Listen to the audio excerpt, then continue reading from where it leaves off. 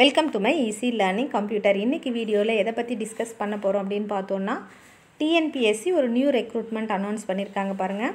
அது என்ன ரெக்ரூட்மெண்ட் அப்படின்னு பார்த்தீங்கன்னா, கம்பைன்டு டெக்னிக்கல் சர்வீசஸ் எக்ஸாமினேஷன் நான் இன்டர்வியூ போஸ்ட் அப்படின்னு சொல்லியிருக்காங்க.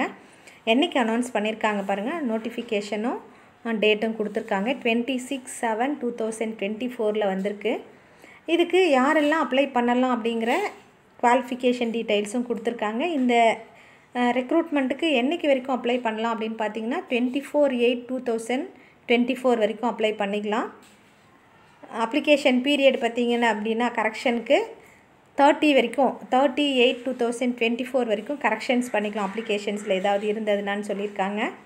நம்மளோட சப்ஜெக்ட் பேப்பர், நீங்கள் டிகிரியில் என்ன சப்ஜெக்ட் படிச்சிருந்தால் இந்த எக்ஸாம் எழுதுறதுக்கு நீங்கள் எலிஜிபிள் அப்படின்னு கொடுத்துருக்கான் பாருங்கள். அக்ரிகல்ச்சர், ஆர்கியாலஜி, அதுபோல் பயோ டெக்னாலஜி, பாட்டனி, ஆர்கிடெக்கு, என்னென்ன சப்ஜெக்ட் இருந்தால் இதுக்கெல்லாம் எலிஜிபிள் அப்படின்னு கொடுத்துருக்காங்க. Business administration, computer science, computer application, economics, history, இது போல் நம்ம சப்ஜெக்ட் இது எல்லாமே நம்ம டிகிரியில் படித்த சப்ஜெக்ட்ஸு கொடுத்துட்ருக்காங்க. சப்ஜெக்ட் கோடும் கொடுத்துருக்காங்க. அப்ளை பண்ணும்போது இந்த சப்ஜெக்ட் கோடை வச்சு தான் அப்ளை பண்ணணும். நீங்கள் எப்படி அப்ளை பண்ணணும்னு சொல்லியிருக்காங்க பாருங்கள்.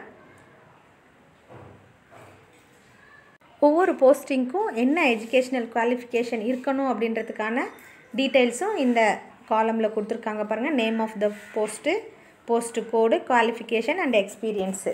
இதுலேயுமே நீங்கள் எலிஜிபிள் இல்லையா அப்படிங்கிறத பார்த்துக்கலாம். எல்லா போஸ்ட்டுக்குமே கொடுத்துருக்காங்க. இந்த போஸ்ட்டில் ஏதாவது ஒரு போஸ்ட்டுக்கு நீங்கள் எலிஜிபிள்னால் கட்டாயம் அப்ளை பண்ணுங்கள். அப்ளை பண்ணிவிட்டு டிஎன்பிஎஸ்சியில் செலக்ட் ஆகுங்க. All the best. Thank you for வாட்சிங் திஸ் வீடியோ.